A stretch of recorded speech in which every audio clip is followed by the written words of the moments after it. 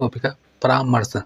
परामर्श परामर्श को मार्गदर्शन का एक एक अभिन्न और केंद्रीय हिस्सा माना जाता है। परामर्श की परामर्श की प्रक्रिया एक व्यक्ति को किसी समस्या का समाधान खोजने में मदद करती है और एक व्यक्ति के समग्र विकास में भी मदद करती है।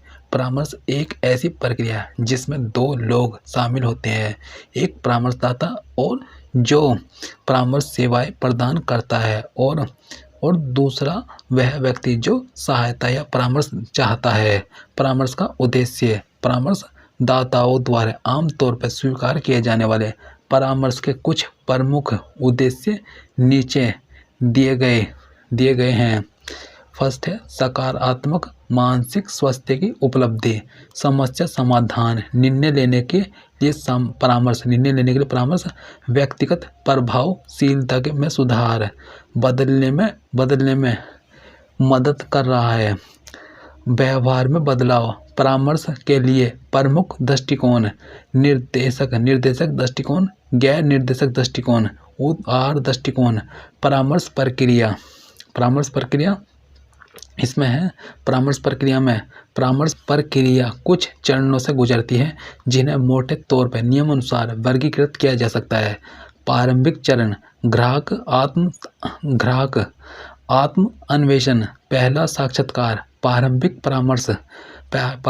परामर्श सत्र। इसमें है मध्यम चरण, फिर है इसमें गहन अन्वेषण और विश्लेषण। अंतिम चरण कार्रवाई के माध्यम से लक्ष्यों का कार्यान्वयन। समाप्ति मार्गदर्शन कार्मिक के रूप में परामर्शदाता, कैरियर मास्टर और शिक्षक मार्गदर्शन कमियों में शामिल है। काउंसलर, कैरियर मास्टर, शिक्षकों की प्रधानाध्यापक, सामाजिक कार्यकर्ता, मनोवैज्ञानिक, मनोचिकित्सक, डॉक्टर आदि। इसमें है परामर्श में आ जाएगा मूल रूप से एक परामर्श एक प्रशिक्षित पेशेवर होता है जो स्कूल में मार्गदर्शन कार्यों को करने की अपेक्षा करता है। एक परामर्श जिसके द्वारा स्कूल मार्गदर्शन कार्यक्रम को सावधानीपूर्वक विकसित करने के बाद व्यवस्थित रूप से कार्य करता है। छात्र की जरूरतों का सर्वेक्षण करना, उपलब्धि, भौतिक और अन्य संसाधनों को एकत्रित करना, प्रशासनिक अधिकारियों से सहयोग सुनिश्चित करना, स्कूल और समुदाय को अधिगम के संसाधन के रूप में विकसित करना। इसमें है स्कूल और समुदाय एक दूसरे के साथ घनिष्ठ रूप से जुड़े हुए हैं। स्कूल और समुदाय की सफलता स्कूल और समुदाय दोनों की सक्रिय भागीदारी पर निर्भर करती है और एक दूसरे के लिए उनके लाभ और विकास सुचारू कामकाज के काम करती है। अपने संसाधनों को साझा करके और एक दूसरे को उनके विकास में शामिल करके स्कूल समुदाय की भागीदारी को बढ़ाया जा सकता है। विद्यालय को अधिगम का संसाधन भी माना जा सकता है। कक्षा भी शिक्षण और अधिगम के लिए एक संसाधन है और एक शिक्षक अपनी कक्षा को संसाधन के रूप में उपयोग कर सकता है। विद्यालय में विभिन्न प्रयोगशालाओं और गतिविधि कक्षाओं को भी अधिगम के संसाधनों के रूप में देखा जाता है। विद्यालय का पुस्तकालय जहां छात्र अपनी रुचि से पुस्तक पढ़ सकते हैं, वह भी विद्यालय का सबसे महत्वपूर्ण शिक्षण संसाधन है। समुदाय आधारित शिक्षण संसाधन में वे साधन शामिल होते हैं जो किसी समाज या समुदाय से संबंधित होते हैं। परिवार के बाद समाज और समुदाय अनौपचारिक शिक्षा में बहुत महत्वपूर्ण भूमिका निभाते हैं। बच्चे के लिए समुदाय की भूमिका बहुत महत्वपूर्ण है क्योंकि यह बच्चे के व्यवहार को आकार देने में मदद करती है। समुदाय अपने आप में इतिहास, साहित्य और सांस्कृतिक विरासत और प्राकृतिक परिवेश के लिए एक विद्यालय है। औपचारिक शिक्षा में समुदाय या समाज भी महत्वपूर्ण भूमिका निभा सकता है। समुदाय उन्हें वास्तविक जीवन के उदाहरण प्रदान करता है जो उन्हें सीखा है। इस प्रकार यह महत्वपूर्ण है। पाठ्य पुस्तकों और अन्य शिक्षण सामग्री में स्थानीय ज्ञान और पारंपरिक कौशल शामिल हो सकते हैं और छात्रों को घर और सामुदायिक वातावरण पर प्रतिक्रिया देने वाले शिक्षण वातावरण को सक्रिय कर सकते हैं। समुदाय के अनुभव सीखने को अधिक यथार्थवादी बनाते हैं और शिक्षार्थियों को अपने वास्तविक अनुभवों को ईवीएस ग्रंथों के माध्यम से दिए गए अनुभवों से जोड़ने की अनुमति देते हैं। इसमें है उदाहरण के लिए बच्चे अपनी कक्षा में सौर ऊर्जा और बिजली के संरक्षण के बारे में जान सकते हैं। किसी अन्य भवन या संस्थान की यात्रा की व्यवस्था जो अपनी बिजली की आवश्यकताओं को पूरा करने के लिए सौर पैनलों का उपयोग करता है, बच्चों को इन समुदायों से सीखने में मदद करता है।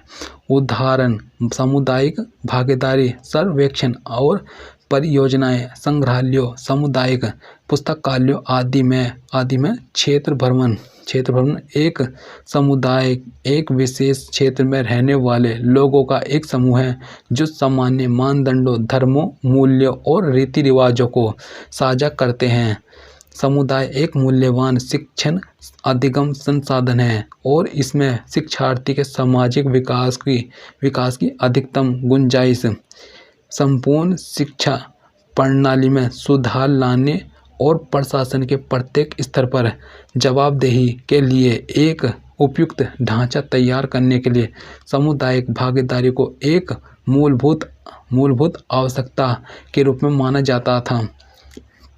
यह बदलाव सामुदायिक विकास से सामुदायिक भागीदारी या लोगों को सशक्त बनाने या जमीनी लोकतंत्र में हुआ है।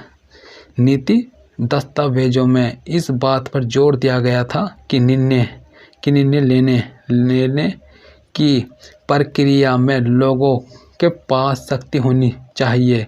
गांव, वार्ड, ब्लॉक और जिला स्तर पर स्कूली शिक्षा की योजना बनाने में समुदाय को स्कूलों की गतिविधियों में शामिल किया जाना चाहिए। समुदाय को विभिन्न तरीकों से शामिल किया जा सकता है। स्कूल से बाहर के बच्चों के लिए सर्वेक्षण में भागीदारी, बाल श्रम के मुद्दे पर जागरूकता निर्माण अभियान, नामांकन अभियान।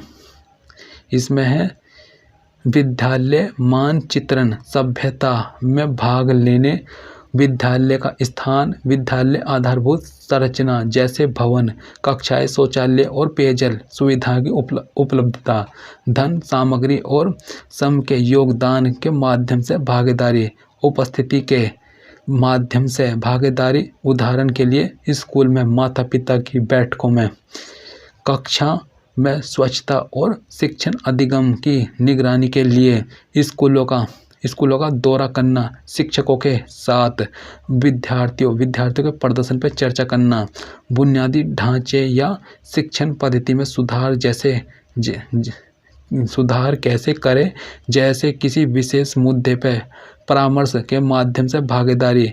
एक सेवा के वितरण में भागीदारी, शिक्षक के अनुपस्थिति होने पर शिक्षण या छात्रों को व्यावसायिक कौशल, संगीत सिखाना, बच्चों के उपस्थिति की निगरानी, शिक्षकों की नियमितता, निःशुल्क पाठ्य पुस्तकों, छात्रों तक विद्यालय ड्रेस की पहुंच जैसे प्रोत्साहन की निगरानी करना, मध्य भोजन की नियमित और गुणवत्ता की निगरानी करना, छात्रों को समुदाय लोगों के तथ्य और अनुभव प्रदान करना, क्षेत्र भ्रमण और सर्वेक्षण विधियों के माध्यम से विद्यालय को समुदाय तक ले जाना, स्कूलों में डॉक्टरों, किसानों और अन्य लोगों को समुदाय के मानव संसाधन के रूप में आमंत्रित करना।